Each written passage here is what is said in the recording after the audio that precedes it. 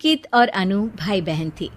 माँ बाप के देहांत के बाद बड़ी बहन अनु ने दिन रात मेहनत करके अंकित की देखरेख की और उसे पढ़ा लिखा कर पैरों पर खड़ा किया था।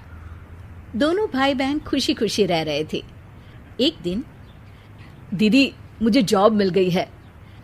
अरे वाह भैया, तेरी मेहनत सफल हुई। मेरी मेहनत नहीं दीदी, आपकी मेहनत। अगर पापा के निधन के बाद मेरी जिम्मेदारी आप न उठाती तो ये सब नहीं हो पाता। मेरी सफलता सिर्फ आपके बलिदान की वजह से है दीदी। कुछ महीनों बाद अंकित की शादी सीमा से हुई।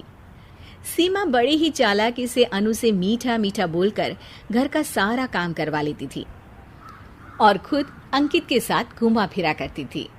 वैसे तो वो सिर्फ खाना बनाने का काम ही घर में करती थी, लेकिन अब उसे उससे भी छुटकारा चाहिए था। इसीलिए एक दिन, दीदी मेरे हाथ का खाना अंकित को पसंद नहीं आता, क्या आप खाना बना दोगी प्लीज?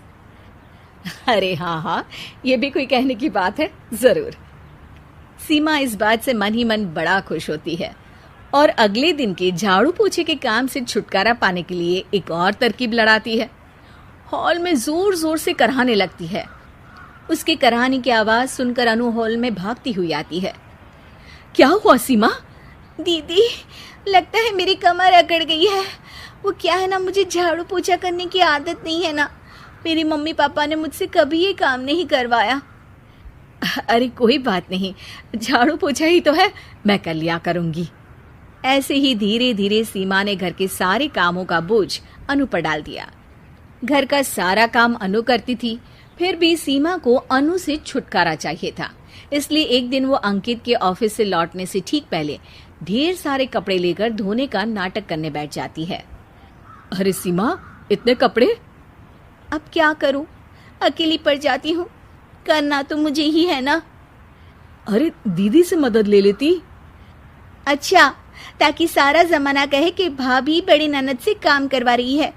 और वैसे भी दीदी ने तो साफ कह रखा है मुझे कि तुम आज जो भी हो सिर्फ उनकी वजह से हो, इसीलिए अगर उनके बनाए इस घर में रहना है तो काम करना ही पड़ेगा।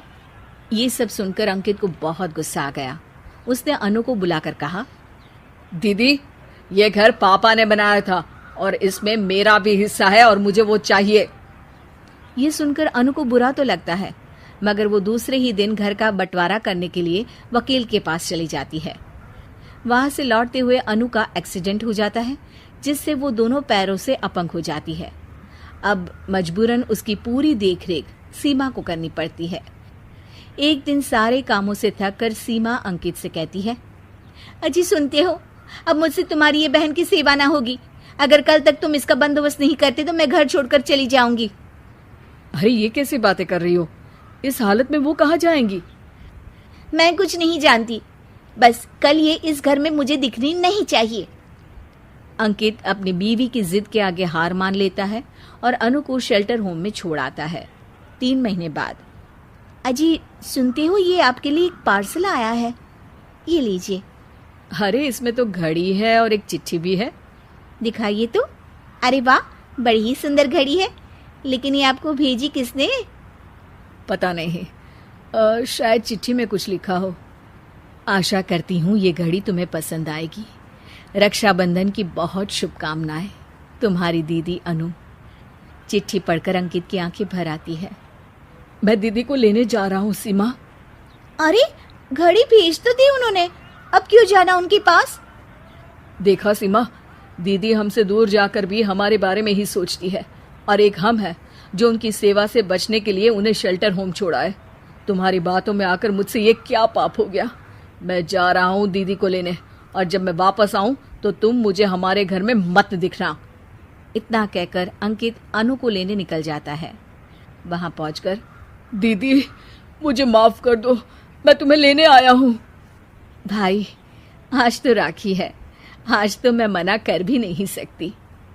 दोनों घर पहुंचते हैं। अरे सीमा, तुम अभी तक यहीं हो? निकल जाओ इस घर से।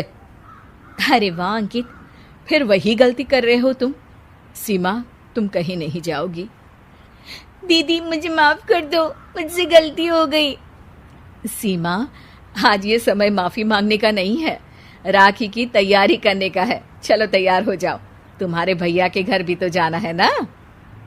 ये सुन सीमा अनु के गले लग जाती है।